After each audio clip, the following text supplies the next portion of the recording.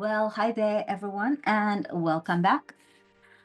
I know I've missed a couple weeks of Sherlock Holmes. I've been on vacation, but hey, I'm back, so we can get started with our fifth story in the Sherlock Holmes short story series, and it's the adventure of the Three Garridebs.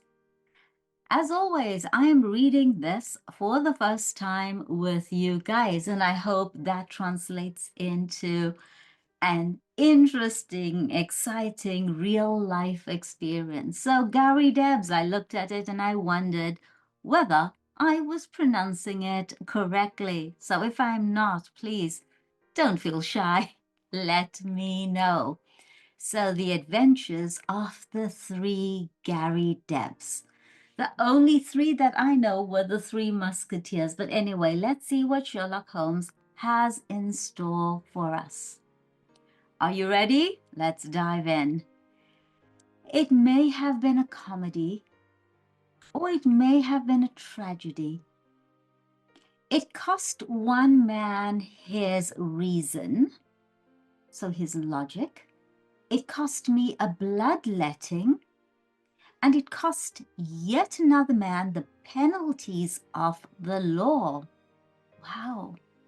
Yet there was certainly an element of comedy. Well, you shall judge for yourselves. I don't know about you guys, but I'm intrigued. Let's go.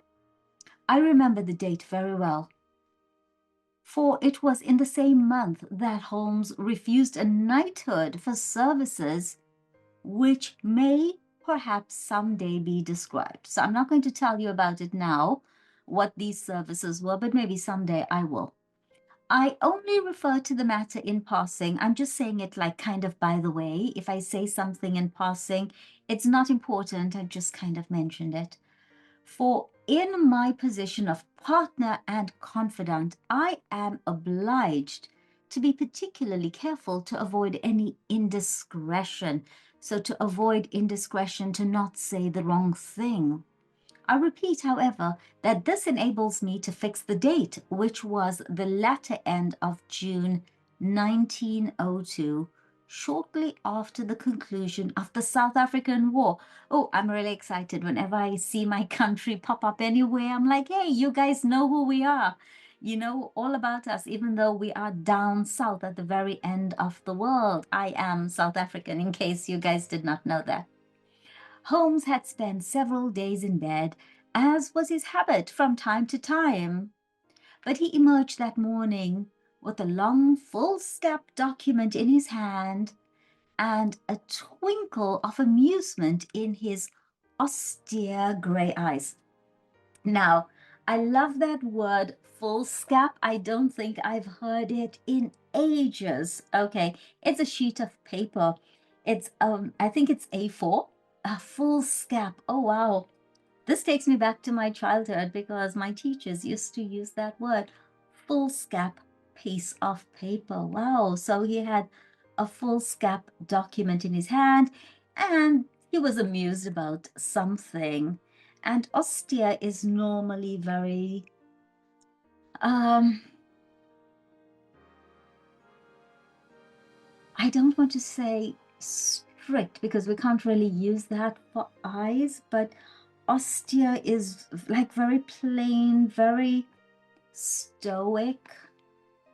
There's nothing happy and jovial, so suddenly there's a change. There is a chance for you to make some money, friend Watson, said he. Have you ever heard the name Garrideb? I admitted that I had not. Well, if you can lay your hand upon a Garrideb, there's money in it. It almost feels like a painting. If you can lay your hand upon, get your hands on. Get your hands on this Garrideb. So I'm going to assume that it's a painting and there's money in it. There's money in it. You can make some money. Okay. Why? Ah, that's a long story, rather a whimsical one. I don't think in all our explorations of human complexities we have ever come upon anything more singular. The fellow will be here presently for cross-examination, so I won't open the matter up until he comes. But meanwhile, that's the name we want. Okay, so it's a name, not a painting. I have no idea. I have no idea. I'm reading it with you guys for the first time. The telephone directory lay on the table beside me, and I turned over the pages in a rather hopeless quest. So I didn't have much hope that I would find this Garrideb, but to my amazement, there was the strange name in its due place. So obviously in its due place where it was supposed to be under the letter G. I gave a cry of triumph, victory. Here you are, Holmes. Here it is. Holmes took the book from my hand. Garrideb, and he read 136 Little Rider Street, W. Sorry to disappoint you, my dear Watson, but this is the man himself. That is the address upon his letter. We want another to match him. So Garrideb is the one who's coming here. Garrideb N. We're looking for another Garrideb. Mrs. Hudson had come in with a card upon a tray. I took it up and glanced at it. Why, here it is, I cried in amazement. This is a different initial. John Garrideb, counselor at law, Moorville, Kansas, USA. So now we've got an N, Garrideb, and a J, Garrideb. Let's see what's happening here.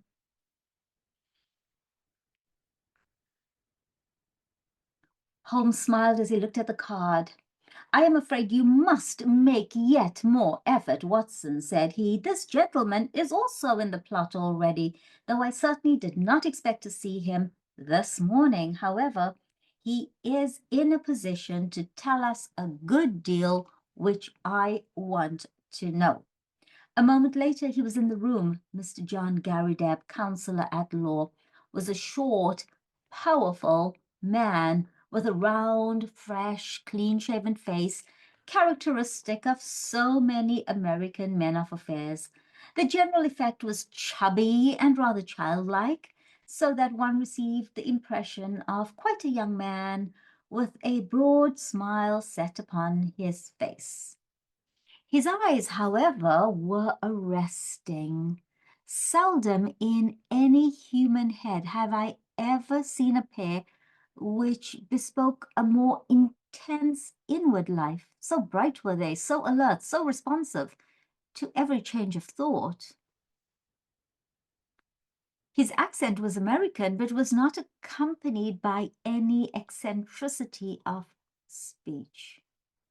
Mr. Holmes, he asked, glancing from one to the other, so he wasn't sure who was Holmes, whether it was Watson or it was Sherlock. Ah, yes, your pictures are not unlike you, sir, if I may say so. I believe you have had a letter from my namesake, Mr. Nathan Garrideb, have you not? So that's the N guy. All right. Pray sit down. Pray sit down. Pray, please sit down, said Sherlock Holmes. We shall, I fancy, I think, I believe, have a good deal to discuss. He took up his sheets of foolscap. Oh my gosh, I love that. I love that word. It takes me back to my childhood, foolscap. Oh, love it. You are, of course, the Mr. John Garrideb mentioned in this document, but surely you have been in England some time. Why do you say that, Mr. Holmes? I seem to read sudden suspicion in those expressive eyes. So he asked, well, why do you say that? And he seems a little bit suspicious. And so Sherlock answers, your whole outfit is English. Mr. Garrideb forced a laugh. I've read of your tricks, Mr. Holmes, but I never thought I would be the subject of them. I never thought that you would try to trick me. Where do you read that? Where do you read that? Now, it's not literally read as in read a book. Where do you get that idea? Where do you get that impression? Why do you say that my whole outfit is English? Well, the shoulder cut of your coat, the toes of your boots, the shape, the front of your shoes. Could anyone doubt it? Well, I had no idea I was so obvious a Britisher. But business brought me over here some time ago, and so, as you say, my outfit is nearly all London. However, I guess your time is of value, and we did not meet to talk about the cut of my socks. What about getting down to that paper you hold in your hand? Holmes had in some way ruffled our visitor. If you ruffle someone, you unsettle them, you make them feel uncomfortable. Ruffle, like a chicken with its feathers that go, they get ruffled. Ruffle someone's feathers. Okay, so it's not just ruffle, it's you ruffle someone's feathers. It's an idiom. So if I ruffle your feathers, I make you feel awkward, uncomfortable, not very happy with me, not very much at peace, right? So ruffle someone's feathers. And I'm going to put some of these descriptions in the comment section. And if I don't cover something that you're interested in, then just shoot me a note in the comments and I'm happy to explain further. Ready to go on? Great. Oh, so Holmes had in some way ruffled our visitor, whose chubby face had assumed a far less amiable expression. So someone who has an amiable expression, they seem quite calm, quite friendly, easy to get along with. He's an amiable character. So he's easy to get along with, right? But now something has changed. Oh, we should play some dramatic music here, right? Okay. Patience, patience, Mr. Garridebs, said my friend in a soothing voice. So now Sherlock is trying to calm him down. Dr. Watson would tell you that these little digressions of mine sometimes prove in the end to have some bearing on the matter. But why did Mr. Nathan Garrideb not come with you? So Watson will tell you that I use these tricks, and you know what? They're actually useful, they're helpful. So, kind of play along with me. Why did he ever drag you into it at all? Asked our visitor with a sudden outflame of anger. And the thing is, when we talk about anger, we often use idiomatic language that's related to fire. So if I'm really angry, I'm inflamed, like there are flames shooting out of me. And do you guys know that idiom for when you are very, very angry and it involves a color? Yep, see red. Red as in fire, as in flames. Can you think of any other idioms or phrases to talk about being angry, very angry, furious, seeing red, inflamed? Okay. What in thunder had you to do with it? Here was a bit of professional business between two gentlemen, and one of them must needs call in a detective. Why did he call a detective? Okay. I saw him this morning. He told me this fool trick he had played me, and that's why I'm here, but I feel bad about it all the same. I'm confused. Are you? Well, let's keep reading. There was no reflection upon you, Mr. Garrideb. It was simply zeal upon his part to gain your end, an end which is, I understand, equally vital for both of you. He knew I had no means of getting information, and therefore it was very natural that he should apply to me. I am totally lost. Like I said, I'm reading this for the first time with you guys. I have no idea what's going on here, but let's keep reading. Our visitor's angry face gradually cleared. Okay, so the anger left. That's good. Well, that puts it different, said he, when I went to see him this morning, and he told me that he had sent to a detective. I just asked for your address and came right away. So he had sent to a detective. He had employed a detective. He had contacted a detective. Very unusual, uncommon way of phrasing it. I don't want police butting into a private matter. I love this word and this phrase, butt in.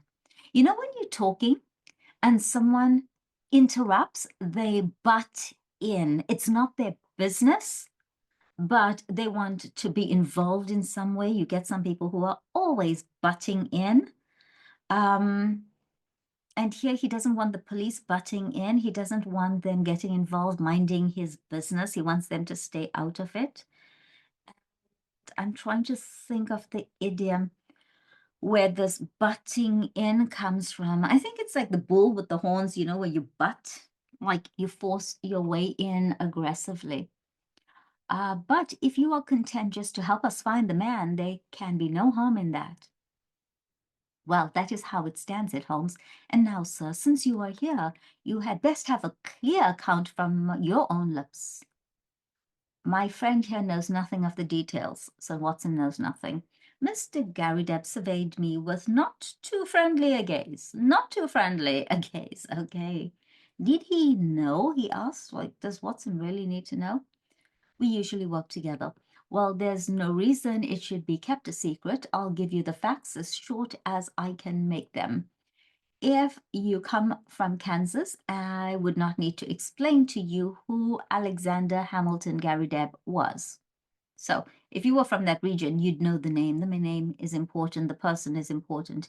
He made his money in real estate, in property, and afterwards in the wheat pit at Chicago, but he spent it in buying up as much land as would make one of your counties lying along the Arkansas River west of Fort Dodge. It's grazing land and lumber land. Lumber is wood, lumber trees. Lumberjack, a tree cutter, a lumberjack. Lumber is wood, okay. And arable land, arable is farming land. If it's arable, it can be farmed. And mineralized land, okay, so it's got minerals, it's got deposits, and just every sort of land that brings dollars to the man that owns it. So land that's profitable. He had no kith, no kin. He doesn't have any family or friends, kith or kin. Or if he had, I never heard of it, but he took a kind of pride in the queerness of his name. This name is very unusual, and he was always fascinated by this queer name, Strange, queer, strange.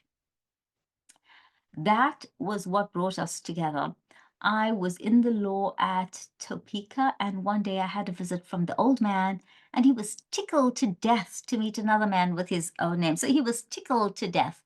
If I'm tickled to death, I'm really, really amused by something. Tickled to death. Nice phrase.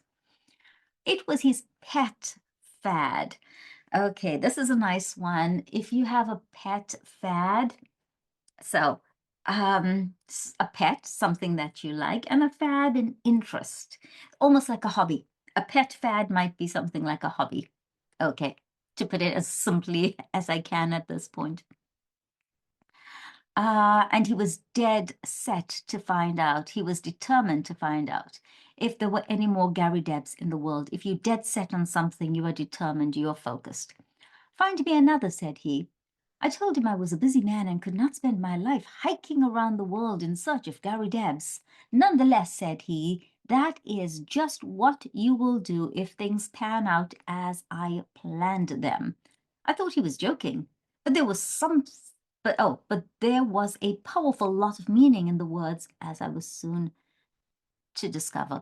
If things pan out as I planned them. So how things pan out, how they occur. Okay, so you plan things and sometimes how they pan out. What a beautiful phrase. They pan out the way you plan them, and sometimes they don't pan out the way you plan them. So I have a plan. Does it pan out? Doesn't it pan out? Does it succeed? Does it reach fruition? Pan out. Hope that makes sense. For he died within a year of saying them, and he left a will behind him. It was the queerest will that has ever been filed in the state of Kansas. So again, this word queer, strange. His property was divided into 3 parts, and I was to have 1 part on condition that I found 2 Garridebs who would share the remainder. It's $5 million for each if it is a cent, but we can't lay a finger on it until we all 3 stand in a row. Okay, so it is $5 million for each if it is a cent. I'm not sure if that means precisely $5 million or approximately if it is a cent. I'll check it out and put it in the comments below. All right. But we can't lay a finger on it. We can't have access to it. We can't get it until all three of us are together. Okay. It was so big a chance that I just let my legal practice slide as I set forth looking for Garridebs. So if you let something slide, you stop paying attention to it. Kind of me with my channels while I was in Italy for 6 weeks. I kind of let things slide. I was not as focused. So when you let things slide, you don't pay much attention. You're not so focused. It's okay for a short while, not for a long time.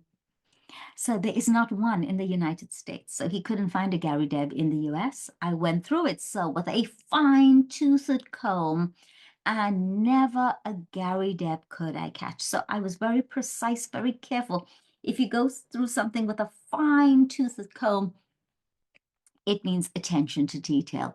Then I tried the old country, so that's the UK, okay, because the US, the old country is the UK. Sure enough, there was the name in the London telephone directory. I went off to him 2 days ago and explained the whole matter to him. But he is a lone man, like myself, with some woman relations, but no men. It says 3 adult men in the will. So you see, we still have a vacancy. There's one missing. There's a vacancy, an empty spot. A vacancy, an empty spot, right? And if you can help to fill it, we will be very ready to pay your charges. Of course they will. It's $5 million for each one of them. But they do need the missing piece. They need the third person. Well, Watson, said Holmes with a smile. I said it was rather whimsical, did I not? I should have thought, sir, that your obvious way was to advertise in the agony columns of the papers. That would have been a good move. Just put an ad in the papers like looking for Garridebs. I have done that, Mr. Holmes. No replies. Okay, now it gets really interesting. Okay, so he followed, logical rules. Okay. Dear me. Well, it is certainly a most curious little problem. I may take a glance at it in my leisure, at my own pace, in my free time. By the way, it is curious that you should have come from Topeka. I used to have a correspondent. He is dead now, old Dr. Lysander Starr, who was mayor in 1890. Good old Dr. Starr, said our visitor. His name is still honored. Well, Mr. Holmes, I suppose all we can do is to report to you and let you know how we progress. I reckon, I believe, you will hear within a day or two. With this assurance, our American bowed and departed. Holmes lit his pipe, and he sat for some time with a curious smile upon his face. Well, I asked at last. I was wondering, Watson, just wondering. At what? Holmes took his pipe from his lips. I was wondering, Watson, what on earth could be the object of this man in telling such a rigmarole of lies? Oh my God, what a beautiful word. Rigmarole of lies. Like so many. Ah, what a beautiful word. You know, the thing with modern literature, things we read nowadays, or even the stuff we read online, it's all just so basic, so trendy. The romance of language seems to have been lost. And I love languages. I also love English, but I love those Latin-based words. I love those unusual words, words that are quintessentially, oh, that's another beautiful word, old school, words that are elegant, words that are not basic. That's the beauty of English, the Shakespearean poetic feeling that you get from words. Rigmarole, rigmarole. These words really do take me back to my childhood, because I think back in the day, people spoke like that. They used these colorful elegant words where a word had so much meaning.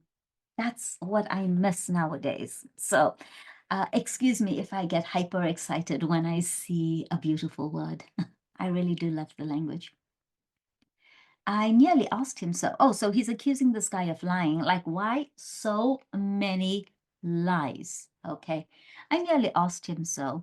For there are times when a brutal frontal attack is the best policy. Sometimes you need to be direct. But I judged it better to let him think he had fooled us. Here is a man with an English coat frayed at the elbow and trousers bagged at the knee with a year's wear. So these are not new. They haven't just been bought. And yet by this document and by his own account, he is a provincial American lately landed in London. So he says he just arrived, but those English clothes are not new. He's been around for at least a year. There have been no advertisements in the agony columns. He lied about that as well. You know that I miss nothing there. They are my favorite covert for putting up a bird. And I would never have overlooked such a cock pheasant as that. I never knew a Dr. Lysander star of Topeka, so I lied about that. But he said that he knew the man, so touch him where you would, he was false. So on all these accounts, he lied. The clothes. He did not just arrive in London. The clothes are old. He did not advertise in the agony columns. And I mentioned a random name, and he said he knew the guy. This person doesn't even exist. Ooh, okay. I think the fellow is really an American, but he has worn his accent smooth with years of London. Okay, so I think he's actually an American, but his accent has disappeared because he spent some time in London. What is his game then? What's going on? What's his objective? And what motive lies behind this preposterous search? Crazy, preposterous. I love this word, and you can use it in everyday language. So, when someone says something that is crazy, outlandish, ridiculous, instead of saying to them, that's ridiculous, you could say, that's preposterous.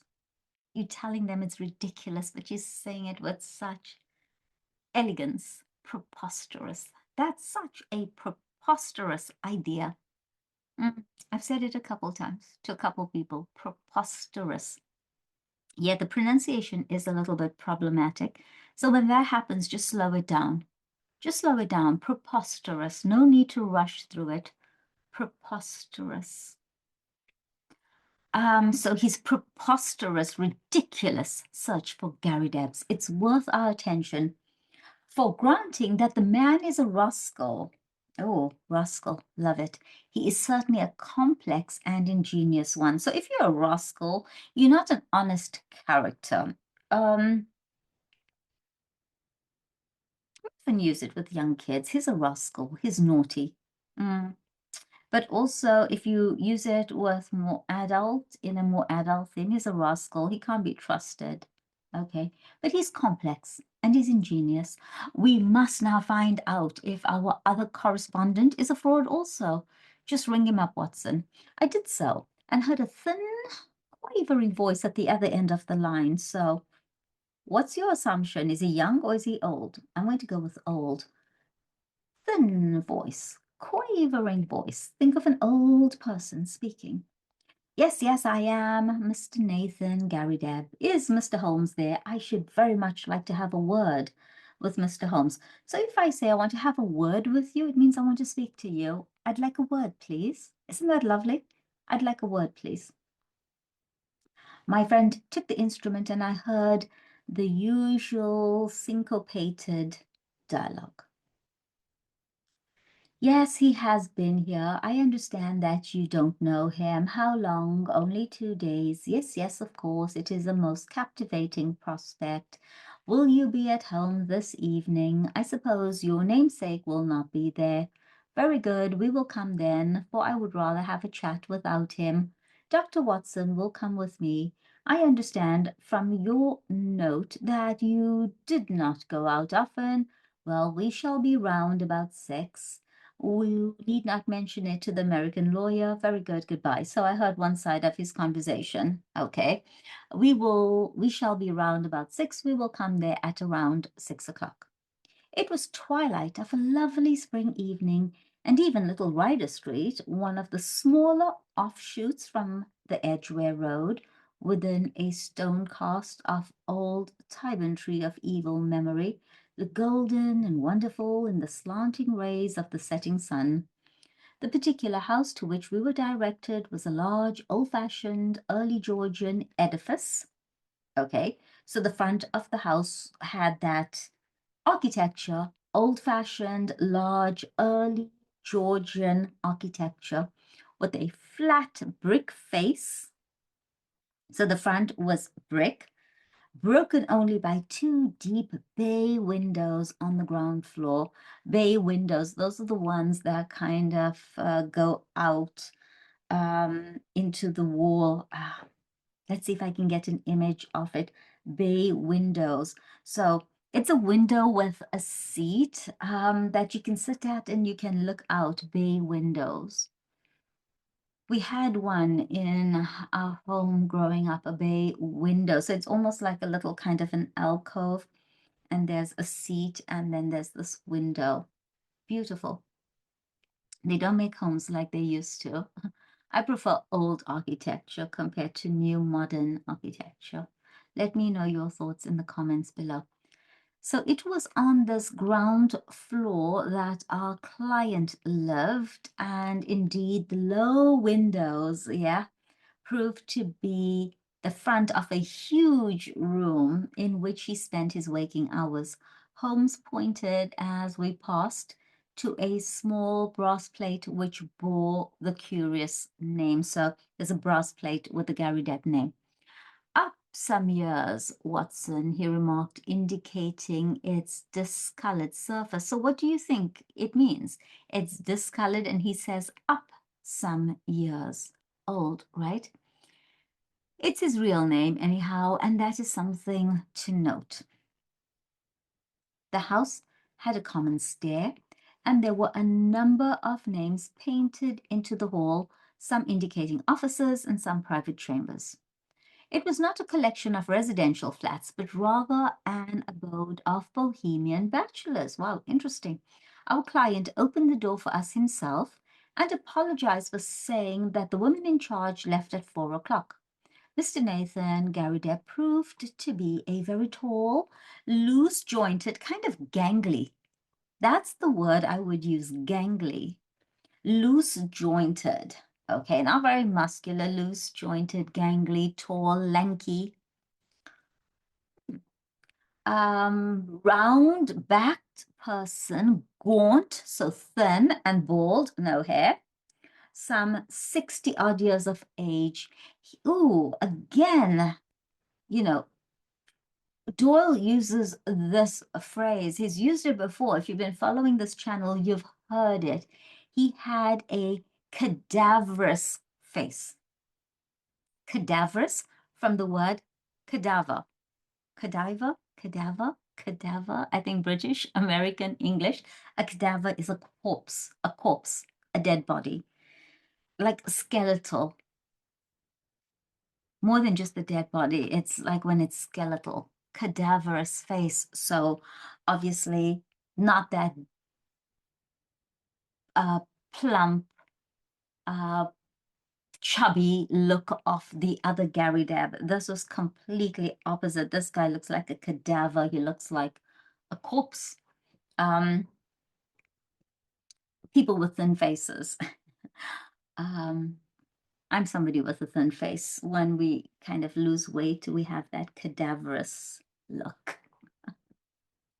So skinny, gaunt, cadaverous face. Ooh, with the dead, dull skin of a man to whom exercise was unknown. So he's got this dead, pale, ghostly look. He doesn't go outside and he doesn't get exercise. kind of like me when I'm back home, but when I'm in Italy, I'm out hiking and trekking and snowshoeing and doing all kinds of things. Oh, large round spectacles and a small projecting goat's beard. So, you know, when you get that little goatee beard? Yeah, goat's beard combined with his stooping attitude to give him an expression of peering curiosity. This general effect, however, was amiable, though eccentric, so it was strange, but it was nice. Okay. The room was as curious as its occupant. Now, if you're thinking of curious as an adjective or even as a verb, this is not what it is. I'm curious about something. I want to know about something. But when I say curious here, strange. Strange. Because here it's an adjective, so it's as curious as its occupant. It was as strange as its owner, as the Garridepp guy. It looked like a small museum. Wow, that's nice. It was both broad and deep, with cupboards and cabinets all round, crowded with specimens, geological and anatomical. Cases of butterflies and moths flanked each side of the entrance. A large table in the center was littered with all sort of debris. Litter is dirt, but we use this phrase littered. My desk is littered with stuff. I'm not even exaggerating. My desk is littered with stuff here. Let's see if I can turn my camera down and then you guys can see that my desk is littered. No, you can't. Okay, my desk is really littered with stuff. I've got my laptop, I've got my monitor, I have, and I need to change the camera. I've got my mouse, I've got my ergonomic mouse, which I had to get because of my carpal tunnel. I've got my iPad, I've got my glasses, I've got my microphone, I've got my external power pack, littered. My my card case with the protection reader, my jewelry case because I just returned with all of my diamond earrings, and yeah, I love jewelry. And what else do I have? My desk is littered with stuff. Yeah, we have. I think they sunglasses, Prada or something. Oh, which reminds me, I have to do a video for you guys about the Ray-Ban Meta glasses coming up soon. So like and subscribe. But let's get back to Sherlock Holmes. Littered. Let's see. All sorts of debris with a tall brass tube of a powerful microscope bristled up among them. So in the middle of all this debris, there's this microscope, sorry. As I glanced around, I was surprised at the universality of the man's interest. So his interest was so varied, universal, not just one area of interest. He was interested in everything. And here was a case of ancient coins. You've got butterflies, you've got microscopes, and you've got ancient coins. There was a cabinet of flint instruments. Behind his central table was a large cupboard of fossil bones. Above was a line of plaster skulls with such names as Neanderthal, Heidelberg, Cro-Magnon printed beneath them. I'm sure that pronunciation is all wrong, so let me know in the comments below. It was clear that he was a student of many subjects. As he stood in front of us now, he held a piece of, chamois, or is it chamois leather in his right hand, with which he was polishing a coin. Now, I'm going to admit that I'm not sure about the pronunciation here, because growing up, I learned that it was chamois. Chamois leather. We used it to wipe the car down and polish the car after washing it. To remove the water, it takes away the watermarks. Chamois leather. If there are any South Africans out there watching this, you know what I'm talking about. We called it a chamois. But I think with the French pronunciation, it's chameau.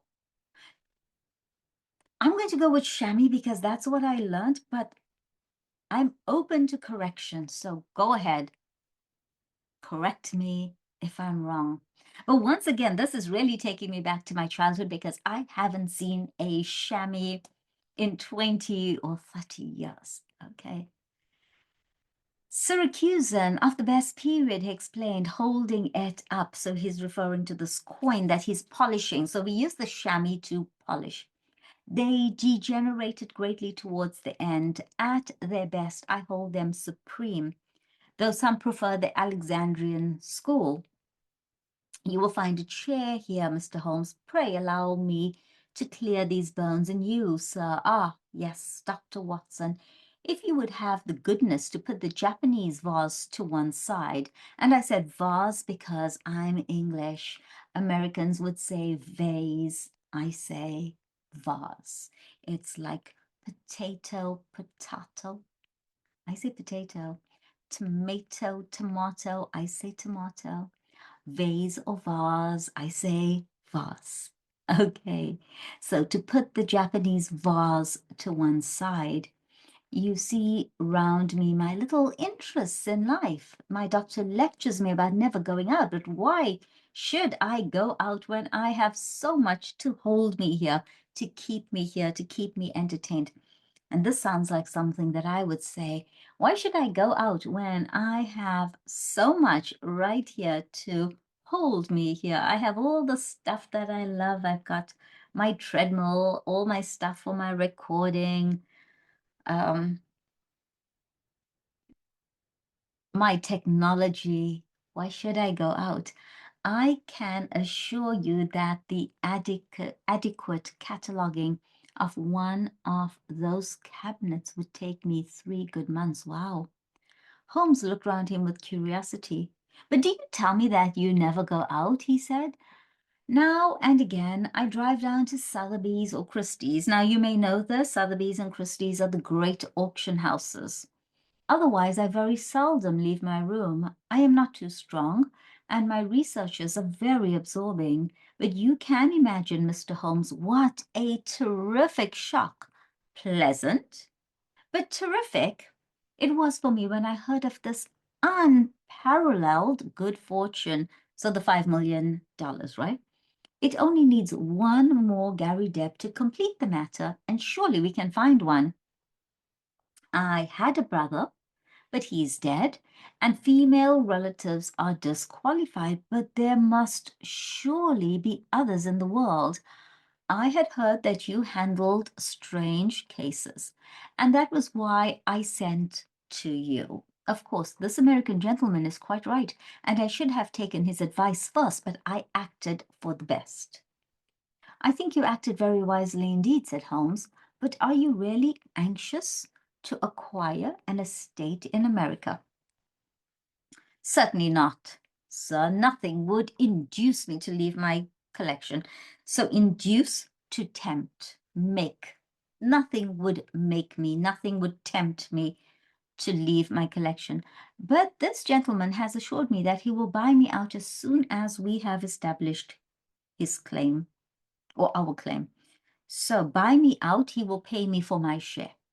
$5 million was the sum named. There are a dozen specimens in the market at the present moment which fill gaps in my collection and which I am unable to purchase for want of a few £100. Just think what I could do with $5 million. Why, I have the nucleus of a national collection.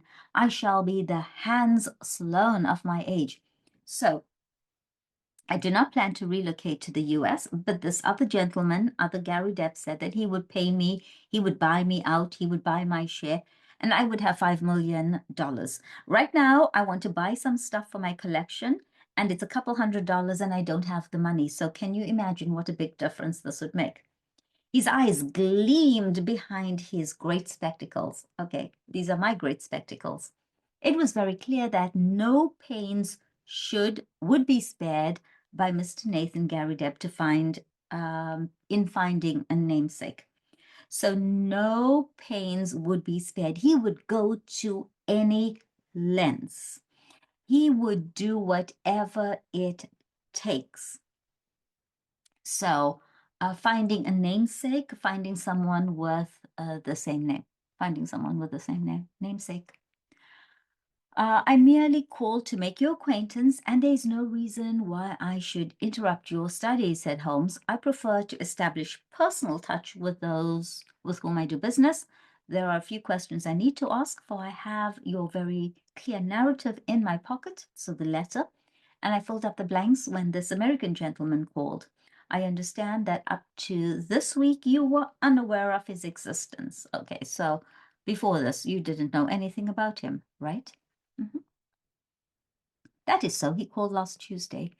Did he tell you of our interview today? Yes, he came straight back to me. He had been very angry. Oh, wow. Why should he be angry?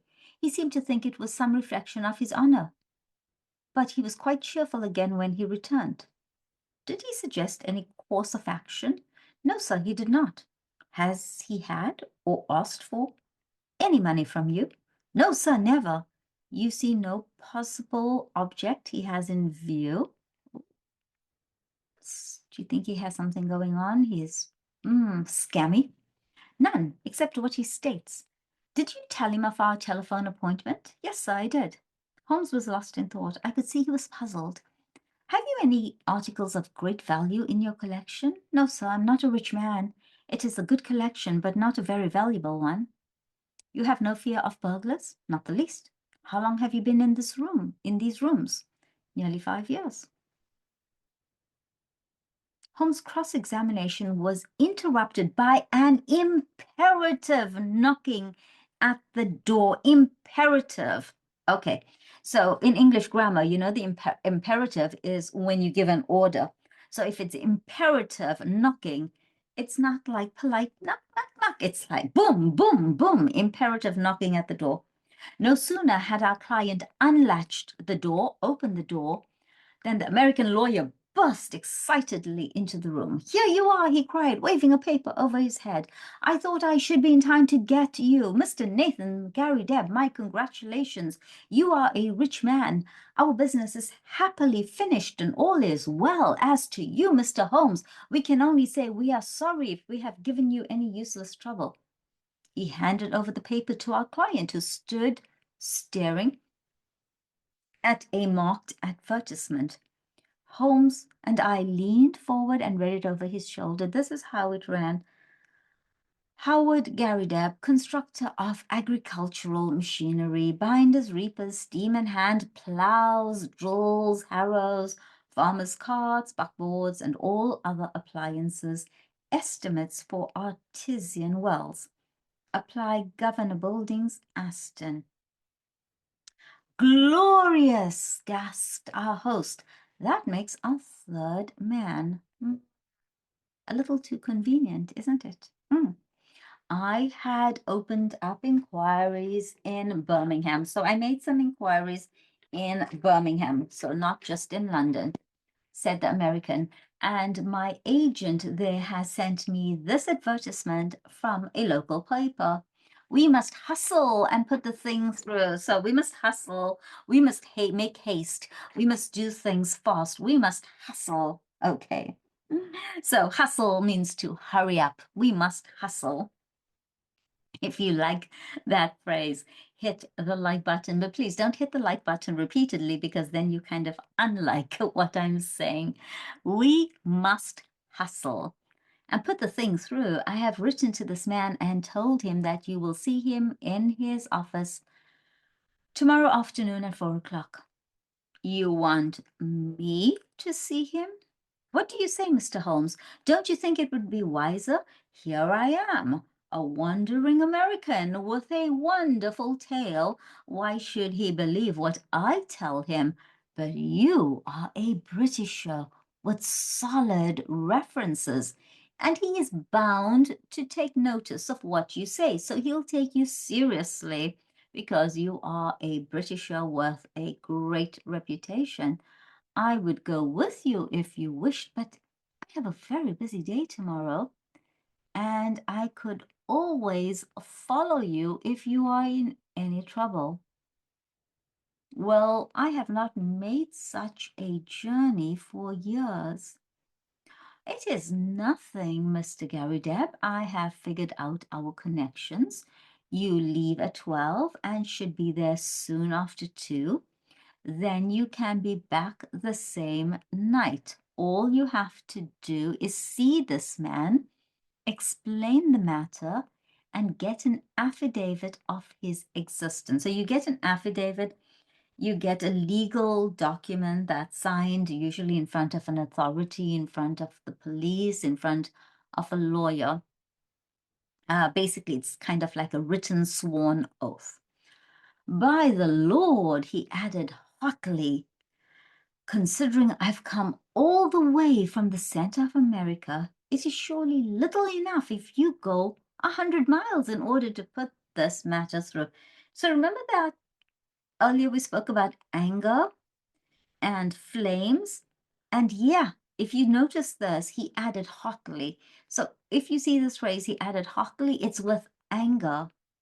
Okay, hotly, hotly. Nice way to phrase it. And like I said, sometimes, just words paint such a vivid picture.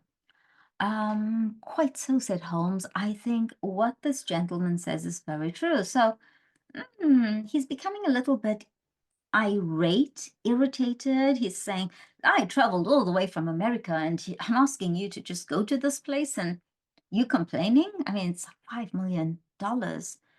And strangely, Holmes agrees with him. But with Holmes, nothing is as it seems, right? Mr. Nathan Garrideb shrugged his shoulders with a disconsolate air, like, okay, he gave up. Well, if you insist, I shall go, said he. It is certainly hard for me to refuse you anything, considering the glory of hope that you have brought into my life. Well, you've brought me such good news. How can I say no to you? Then that is agreed, said Holmes, and no doubt you will let me have a report as soon as you can. I'll see to that, said the American. Well, he added, looking at his watch, I'll have to get on, I'll have to go, I'll have to leave. I'll call tomorrow, Mr. Nathan, and see you off to Birmingham. Coming my way, Mr. Holmes? Well then, goodbye, and we may have good news for you tomorrow night. I noticed that my friend's face cleared, changed.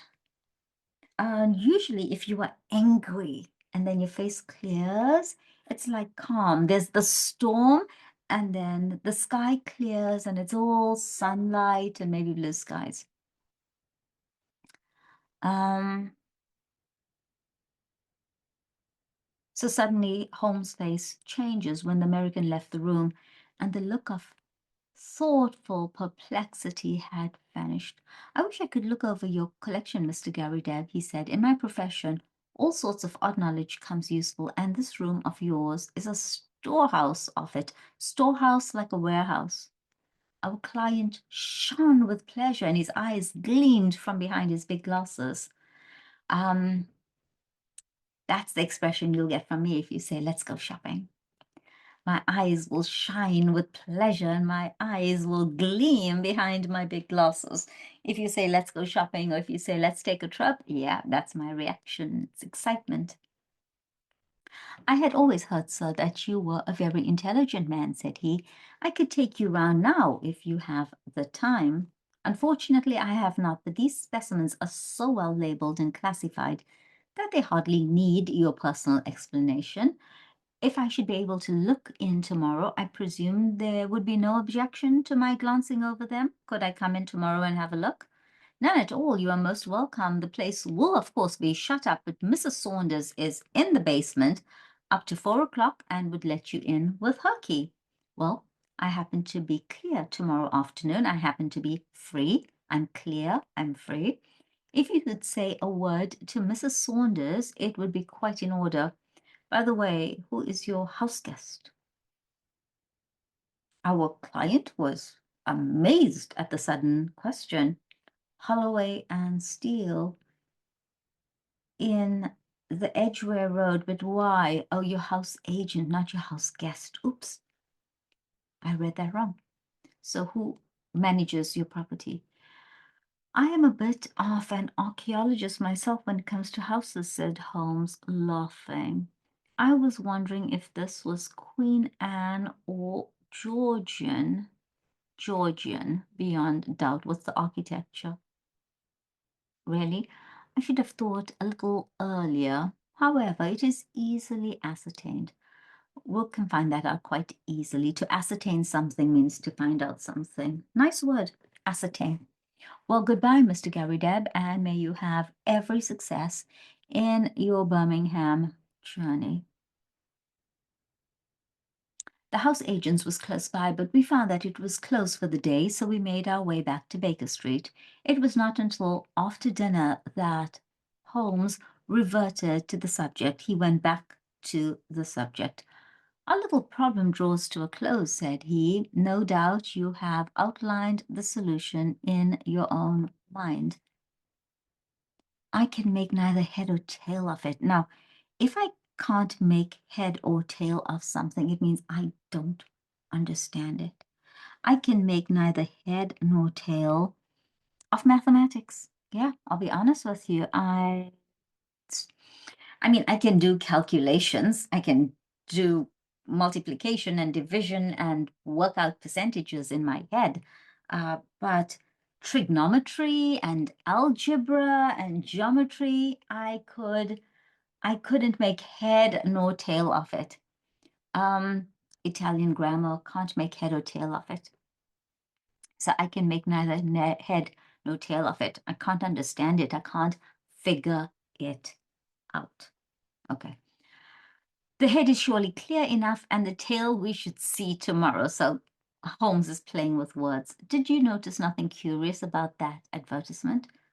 I said that I saw that the word plow was misspelt. Oh, you did notice that, did you? Come, Watson, you improve all the time. So, hey, you're really paying attention to detail. You're becoming like a little detective now. Yes, it was bad English, but good American. Oh, interesting. I didn't notice that. I didn't pay attention to that. So, in British English, we have extra letters like favor, F-A-V-O-U-R. I'm trying to think of some others, but there's so many. It's just when I'm typing that I notice um, the differences because there's always this autocorrect. I get that little red squiggly line that says my spelling is incorrect. Yeah, it's incorrect if I'm American, but if I'm British, then my spelling is correct. So the plow was spelled with American English and not British English. I missed that. Did you miss that? Let me know in the comments below. So it was bad English, but good American. The printer had set it up as received. Then the buckboards. That is American also, and artesian wells are commoner with them than with us. So it was written by an American. It was a typical American advertisement, but purporting to be from an English firm. So purporting, another beautiful word, purporting, pretending to be from an English firm. What do you make of that? So what do you make of that? What are your thoughts about that? What do you make of that? Nice phrase, really nice phrase. Go ahead, write it down. What do you make of that? So maybe you see something on social media, you listen to a speech, you watch a video. What do you make of that? What are your thoughts about that? What's your opinion about that? What do you make of that? I can only suppose that this American lawyer put it in himself. So he did it. But what his object was, I fail to understand. I don't understand his objective. Well, there are alternative explanations. Anyway, he wanted to get this good old fossil up to Birmingham. Oh my gosh, he just called the man a good old fossil. A fossil is the skeleton left behind. The only way I can explain this to you is dinosaur. Dinosaur fossils. We know that dinosaurs existed because we found their fossils, right? So their remains. Um, he just called this other Garrideb, the butterfly collector, he called him a fossil. That's how old he thinks he is. He looks like a fossil. I love it. I love it. This play on words. Instead of just saying this good old man, he calls him a good old fossil. Hmm. That is very clear. I might have told him that he was clearly going on a wild goose chase. Oh, nice. But on second thoughts, it seemed better to clear the stage by letting him go. Tomorrow, Watson. Well, tomorrow will speak for itself. Nice phrases here. We need to go through this slowly. So, going on a wild goose chase, total waste of time. Going on a wild goose chase, looking for something that you're not going to find, a wasted time. But on second thoughts, on reflection, at first I was going to do this, but on second thoughts, when I had a second thought, I had time to think about it, I changed my mind. Clear the stage, get him out of the way, let him go. Holmes was up and out early. When he returned at lunchtime, I noticed that his face was very grave, very serious. This is a more serious matter than I expected, Watson, said he. It is fair to tell you so, though I know it will only be an additional reason to you for running your head into danger. I should know my Watson by now, but there is danger, and you should know it. Well, it is not the first we have shared, Holmes. I hope it may not be the last. What is the particular danger this time? We are up against a very hard case. I have identified Mr. John Garrideb, Counselor at Law. He is none other than Killer Evans of sinister, evil, bad, and murderous reputation. Oh, wow. Okay. Plot twist. I didn't expect this one. I fear I am none the wiser. Like, Watson is like, well, I'm sorry, I still don't understand. I am none the wiser. Even after your explanation, I still don't understand. I am none the wiser. So that's one way of saying, I still don't understand. I am none the wiser. Now, the thing with these phrases, and as you can see, I love these less common phrases. I'm introducing them to you, and it's up to you to choose what style of English you want to speak. What kind of tone, character, personality. I love these phrases, and I think it's because of British English. The people I was surrounded with, my family, friends growing up, who use this kind of language. Like, I don't know, I'm none the wiser. There's a huge difference between saying dunno, dunno, dunno, dunno, or I don't know, and I'm none the wiser. So you explain something to me, and I say, I'm none the wiser. I still don't understand. You get to choose your language personality. So if you like these phrases, and I'm assuming that the reason you are here watching the Sherlock Holmes short stories is because you like this style of English. So go ahead, write them down, put them on Post-it, stick them everywhere, and use them. Ah, it is not part of your profession to carry about a portable Newgate calendar in your memory. I have been down to see friend Lestrade at the Yard, Scotland Yard. Okay, that's my guess. There may be an occasional want of imaginative intuition down there. So, like, sometimes they're not very smart, but they lead the world for thoroughness and method. So they're not very imaginative, they're not always very smart, but they are very thorough, attention to detail.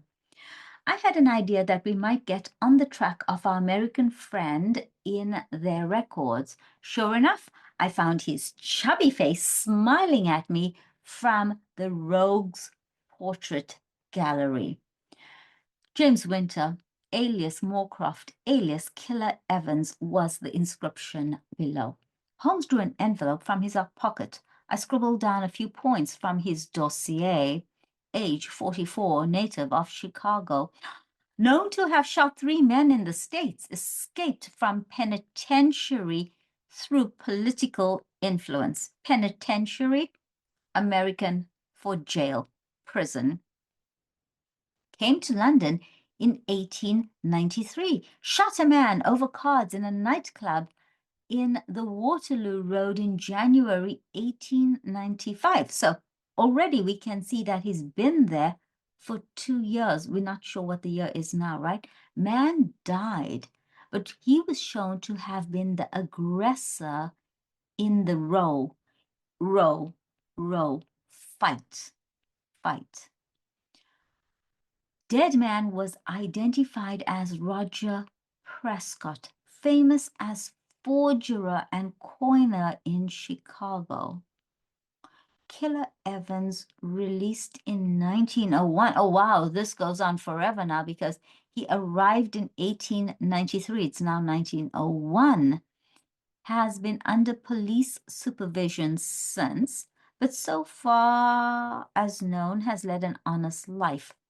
Very dangerous man, usually carries arms, weapons, arms, and is prepared to use them. That is our bird, Watson, a sporting bird, as you must admit. So that's our guy. But what is his game?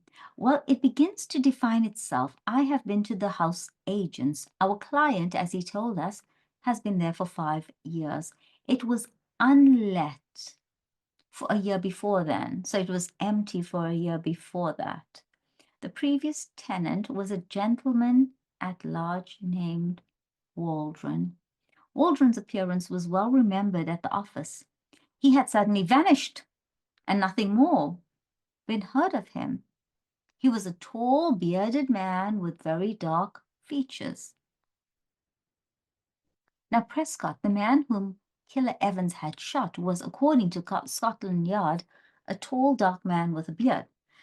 So the man who lived in this house before the butterfly fossil guy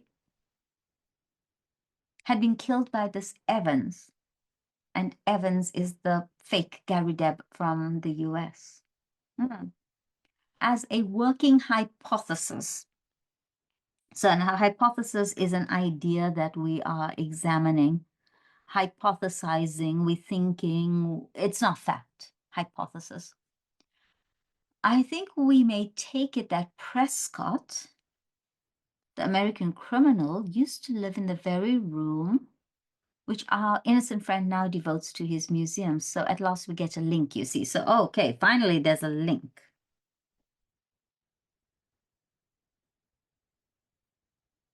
So Roger Prescott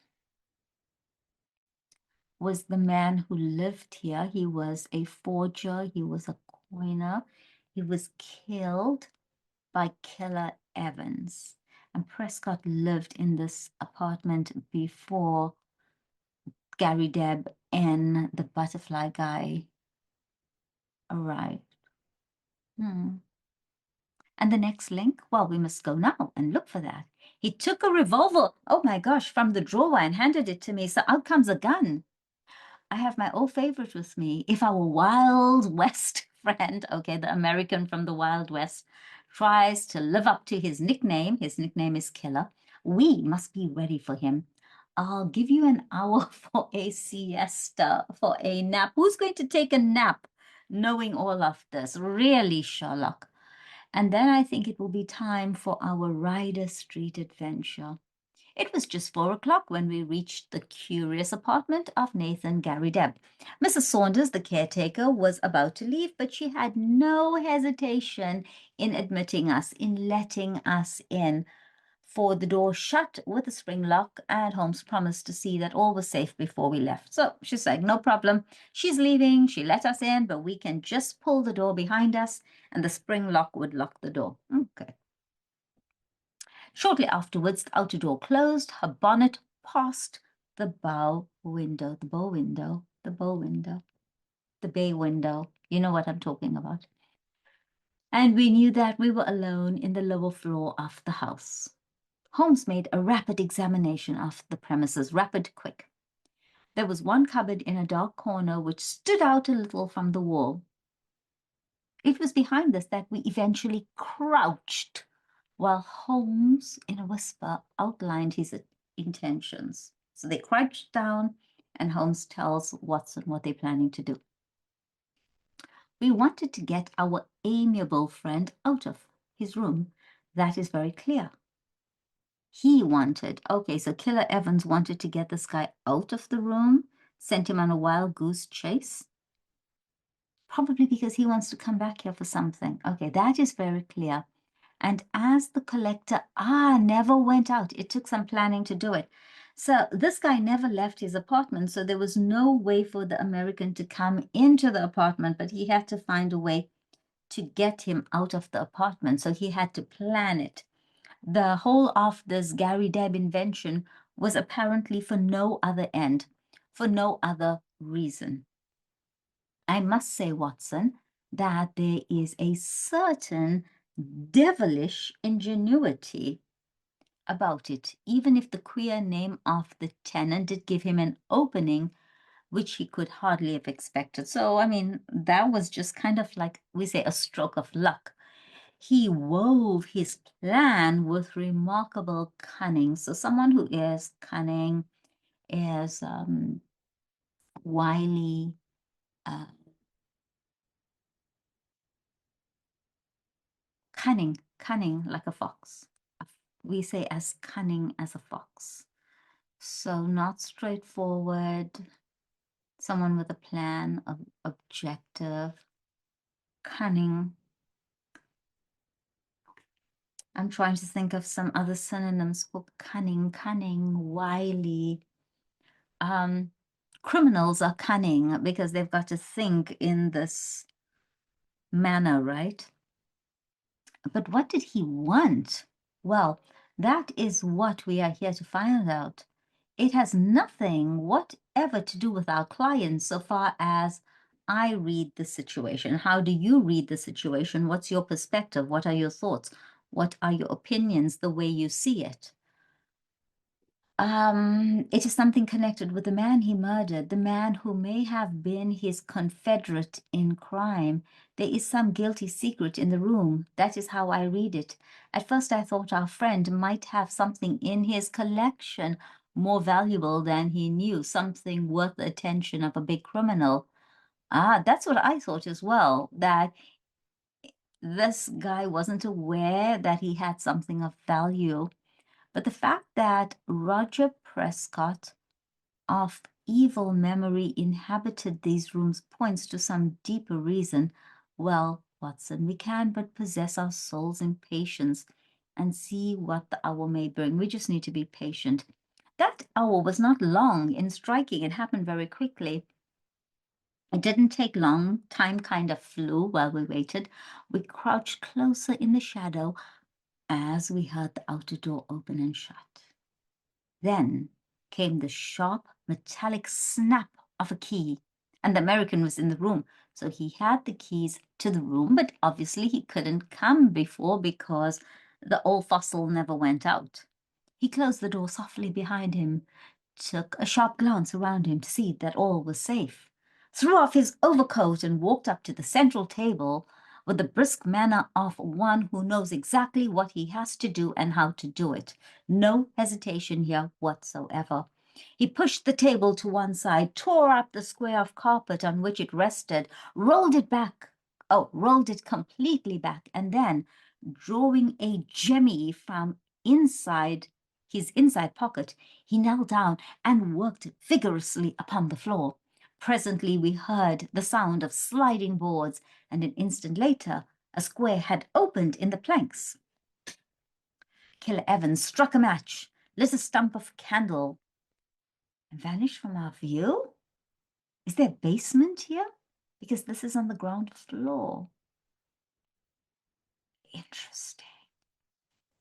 Clearly our moment had come. Holmes touched my wrist as a signal, and together we stole across to the open trap door. So there's this trap door going down to the basement. If you steal across, okay, you're not thumping and making your presence known. You are doing it very quietly. So the thief stole across the museum at night. Okay, now you understand. It's this stealth, quiet. Gently as we moved, however, the old floor must have creaked under our feet, for the head of our American, peering anxiously around, emerged suddenly from the open space, his face turned upon us with a glare of baffled rage, which gradually softened into a rather shamefaced grin as he realized that two pistols were pointed at his head. Okay, so his expression changed when he realized that not only had he been caught, but that Holmes and Watson were both armed. Remember? Carrying arms, pistols, weapons, revolvers. So many words for arms. We're not talking about these arms. We're talking about, right, weapons. Well, well, said he coolly as he scrambled to the surface. I guess you have been one too many for me, Mr. Holmes.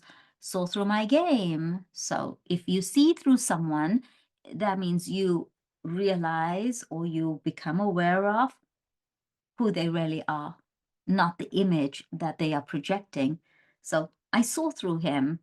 He seemed like a really nice person, jovial and confident and outgoing and polite and entertaining and friendly. But it was all an act. I saw through him. Deep down, he was a narcissistic, nasty human being, and everything was an act. I saw through him. And if you see through someone's game, then of course you uncover who they really are, their true intentions. A game would be the intention. You saw through my game, you saw through my plans, you saw through my act. Okay. And played me for a sucker from the first. Well, sir, I hand it to you. You had me beat, and in an instant he had whisked out a revolver from his breast and had fired 2 shots. I felt a sudden hot sear, as if a red-hot iron had pressed to my thigh. Why am I holding my arm? There was a crash as Holmes' pistol came down on the man's head. Oh, I shouldn't be doing this with this arm, but the pistol came down on the man's head. I had a vision of him sprawling upon the floor with blood running down his face, while Holmes rummaged him for weapons. So Holmes is checking that he doesn't have any other weapons. Then, my friends, wiry arms were around me and he was leading me to a chair. So Holmes takes Watson to a chair because Watson has been shot. You're not hurt, Watson. For God's sake, say that you are not hurt. It was worth a wound. It was worth many wounds to know the depth of loyalty and love which lay behind that cold mask. So this wound was worth it because it showed me how much Sherlock cared about me. That's what Watson is thinking. Like, it's worth getting shot to know that you care about me. Oh, gosh. The clear, hard eyes were dimmed for a moment, and the firm lips were shaking. The mask has fallen. Sherlock cares. For the one and only time, I caught a glimpse of a great heart as well as of a great brain. All my years of humble but single-minded service culminated in that moment of revelation. So Watson is thinking, you love me, Sherlock. You care about me. You act as though you don't, but you do. We really are friends. It's nothing, Holmes. It's a mere scratch. He had ripped up my trousers with his pocket knife. You are right, he cried with immense relief. It is quite superficial. So a superficial wound, it's just on the surface, on the skin. It's not serious. His face set like flint as he glared at our prisoner, who was sitting up with a dazed face. By the Lord, it is as well for you. If you had killed Watson, you would not have got out of this room alive. I would have killed you if you'd hurt Watson, if you had killed Watson. Now, sir, what have you to say for yourself? He had nothing to say for himself. He only sat and scowled. I leaned on Holmes' arm, and together we looked down into the small cellar which had been disclosed by the secret flap. It was still illuminated by the candle which Evans had taken down with him. Our eyes fell upon a mass of rusted machinery, great rolls of paper, a litter of bottles, and neatly arranged upon a small table a number of neat little bundles. A printing press, a counterfeit's outfit, said Holmes. Yes, sir, said our prisoner, staggering slowly to his feet and then sinking into the chair. The greatest counterfeiter London ever saw. That's Prescott's machine, and those bundles on the table are 2,000 of Prescott's notes worth 100 each and fit to pass anywhere. So they are such great copies, such great counterfeits. Help yourselves, gentlemen, call it a deal and let me beat it. Let me go. Holmes laughed. We don't do things like that, Mr. Evans. There's no bolt hole for you in this country. You shot this man Prescott, did you not? Yes, sir, and got 5 years for it, though it was he who pulled on me. 5 years when I should have had a medal the size of a soup plate. Oh, okay, nice. No living man could tell a Prescott from a Bank of England. So a Bank of England would be a banknote issued by the Bank of England, and a Prescott is the counterfeit. And if I hadn't put him out, he would have flooded London with them. So if I hadn't killed him, you know what? His counterfeits would have been all over London, and your money would have had no value. I was the only one in the world who knew where he made them. Can you wonder that I wanted to get to the place?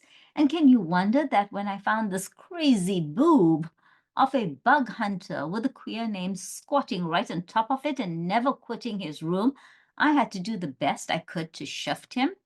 Okay, so I knew the printing press was down there. I needed to get to it, but this great boob of a man, this idiot, this bug hunter, this butterfly guy, would never leave his house. I had to get rid of him. Maybe I would have been wiser if I'd put him away. It would have been easy enough, but I'm a soft-hearted guy that can't begin shooting unless the other man has a gun also.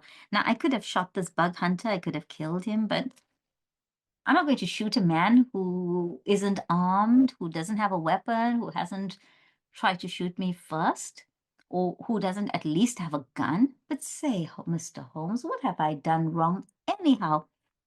I've not used this plant. I've not hurt this old stuff. Okay, they're calling this guy so many names, from a fossil to an old stuff to a bug hunter. Where do you get me? Only attempted murder, as far as I can see, said Holmes, but that's not our job.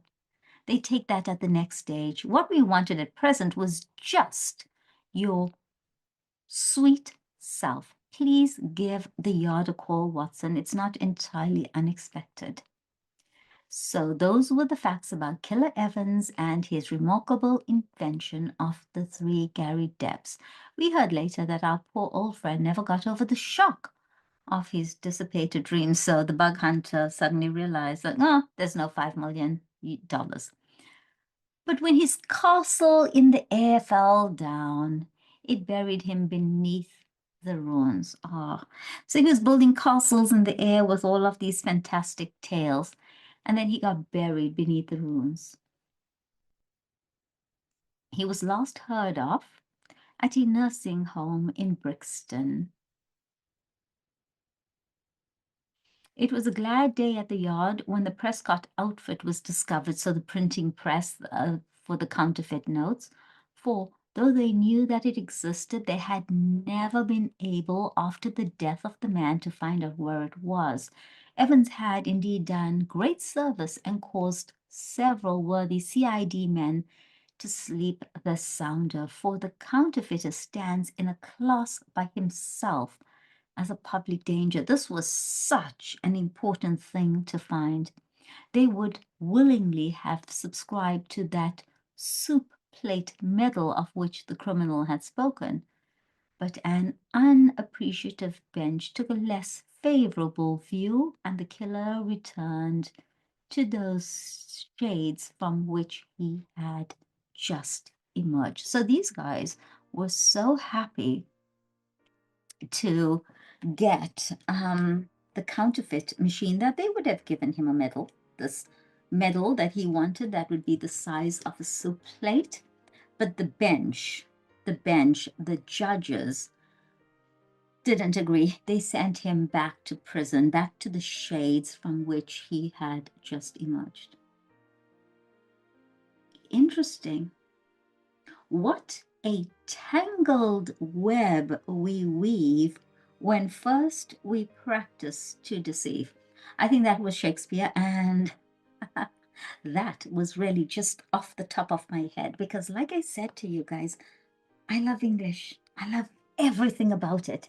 It's the only reason that I do this channel. My time could be spent doing so many other things, but I want people to be as excited about my language as I am. And you know what? It's not all native English speakers who love the language as I do. But going back to that phrase, what a tangled web we weave when first we practice to deceive. So, what a tangled web, the spider web of lies that you get all caught up in, right? And we weave this almost like a trap, a net. When first we practice, when we first start to deceive. So, obviously, Garrideb from the US, who's not really from the US, or maybe was once from the US, ended up in prison, tried to deceive the other Garrideb to get him out of the house because this guy never left the house. Because he needed to get into the basement to get his hands on this counterfeit machine, which was basically priceless. I mean, he could, wow, print money every single day. Interesting. I think my favorite part of the story was the fact that Sherlock Holmes shows his human side when he thinks that Watson may be seriously injured. And then when he says to the guy, if you had killed Watson, I would have killed you. You wouldn't have left this room alive, sorry. And I think the other thing for me was that advertisement where he used American spelling, and Sherlock Holmes caught that. And it went completely over my head. I didn't see it. Did you? I didn't. Well, if you enjoyed this episode of Sherlock Holmes and the Garridebs, take a moment to like and subscribe, follow me. And I really do believe that by reading these stories together, not only are you getting exposed or introduced to English literature, but I do believe that I'm explaining the words and phrases that you would not understand if you were reading on your own. And if you agree with that, then let me know in the comments below. I also hope that as we work through all of the short stories and we eventually get to number 52, that you truly fall in love with reading English, the language, and you develop your own style of English. Maybe you'll fall in love with these less common words the way I have. I have to admit that I don't always get to use them because sometimes the world can be a very basic place and people speak the way, it's common in the 21st century, but it's always wonderful to come across these words which are so much more than just letters. They're an idea. They have their own personality. Like rascal or foolscap. What was your favorite word today? Do let me know in the comments below. So I guess that's a wrap for today. That sounded very 21st century, didn't it? That's a wrap. It sounded very Hollywood. Well, that's all, folks. And that sounds like the cartoon Looney Tunes. Oh my gosh. This really does feel like a trip down memory lane. Um, Let me know your thoughts in the comments below. Hope you enjoyed this. I'm Nas. I'm a bookworm, and I hope that you become one too. Thanks for joining me. Ciao.